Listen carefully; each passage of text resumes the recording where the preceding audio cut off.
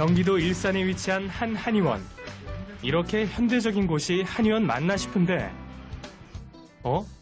이분이 혹시 오늘의 주인공? 안녕하세요. 한의사 송영호입니다. 한의사란 한의학적인 방법으로 의료 행위를 할 수 있는 자격을 가진 의사를 말합니다. 한방의료와 한방보건지도를 담당하는 의료인입니다. 한의사의 하루는 환자들의 이야기를 듣는 것으로 시작된다. 환자의 모든 것을 알고 있어야 하는 것은 물론 환자가 모르는 부분까지도 찾아내야 하기에 꼼꼼한 진단이 가장 중요하다. 한약, 침, 뜸, 부항 등 한의학적인 원리와 기술을 바탕으로 사람의 질병을 예방하고 치료하는 일을 합니다.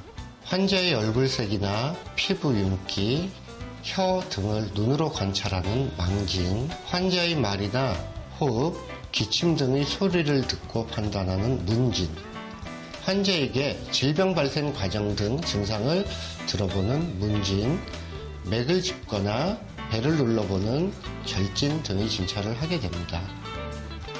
그렇게 몸이 우리에게 보내는 신호를 알아챘으면 본격적인 진료가 시작된다. 침, 뜸, 부항 등 우리가 흔히 알고 있는 방법에서부터 최근엔 한의학의 원칙에 따라 개발된 진료 장비를 사용하기도 한다. 또 한약을 처방하고 조제하는 것도 한의사의 일이라는데.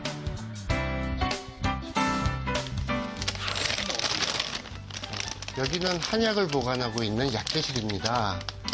약들을 제일 많네요. 한약은 자연으로부터 얻어지는 만큼 그 종류가 굉장히 많이 있는데요. 교과서에 실린 것만 4,500종이 넘습니다. 그 모든 것들을 알고 있어야 한약을 자유롭게 이용할 수 있습니다.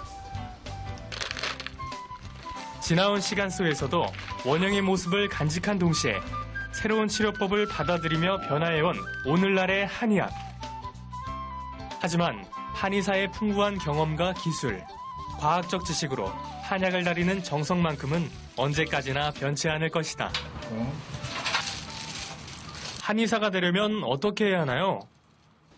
한의대에 입학해서 졸업반이 되면 한의사 국가고시 응시 자격이 주어져요. 그런데 그 시험이 결코 쉽지가 않답니다. 한의대에 처음 입학하면 한자 공부를 많이 하게 되는데 그동안 고등학교 때까지 한자를 등한시했던 친구들은 학원이나 서당을 찾아 개인적으로 보충을 하기도 합니다. 그리고 한의학의 기초이론이 음양오행 등 동양철학에 기반을 두고 있다는 것들 아시나요? 저희 때는 고등학교 때까지 동양철학은 별로 접해보질 못했습니다. 지금 의사를 꿈꾸는 학생들은 이과를 선택하고 있겠지만 역사나 철학이나 한문 등 전 과목에 걸쳐서 골고루 공부를 하시면 좋으실 것 같아요. 사실 많은 사람들이 한방의학과 양방의학을 비교한다. 하지만 인체를 바라보는 관점부터가 다르기에 어느 치료법이 낫다는 성급한 판단은 금물. 환자의 고통을 덜어준다는 대전제만큼은 조금도 다르지 않을 것이다. 그렇다면 한의사에게 필요한 자질은 무엇인가요? 수없이 많은 아픈 사람들과 매일 상대해야 되는 직업이 한의사입니다. 희생정신과 봉사정신이 필수이겠고요. 한의대에서도 해부학을 하는 거 아시나요? 해부학을 하던 첫날 자리를 지키지 못하고 밖으로 나가버린 친구들, 해부학을 하던 내내 밤에 불을 끄지도 못하고 잠을 청해야 했던 친구들도 있습니다. 생명에 대한 경애와 존중, 그리고 그에 맞설 수 있는 대담함과 침착함을 동시에 갖춰야 할 것 같습니다. 그렇긴 한데요. 한자의 동양철학의 해부학까지.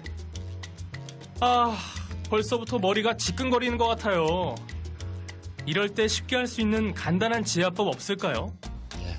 일단 눈썹과 눈꼬리 옆으로 이동하면 움푹 패인 곳이 있습니다. 태양혈이라는 곳인데요.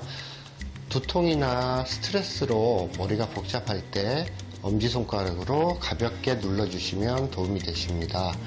소부혈이라고 있는데 새끼손가락과 네 번째 손가락 그걸 접었을 때 끝이 닿는 부위입니다. 바로 이 부위인데요.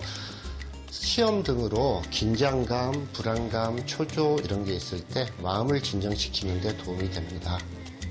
한의학적인 원리를 적용한 새로운 치료법들이 개발되고 있으며 비만, 탈모, 피부 미용 등 새로운 분야로의 영역이 넓어지고 있습니다. 아픈 사람을 상대하는 한의사라는 직업이 결코 쉽지만은 않습니다. 하지만 그만큼 더 보람된 직업이기도 합니다. 열정적인 자세로 도전해 보시기 바랍니다.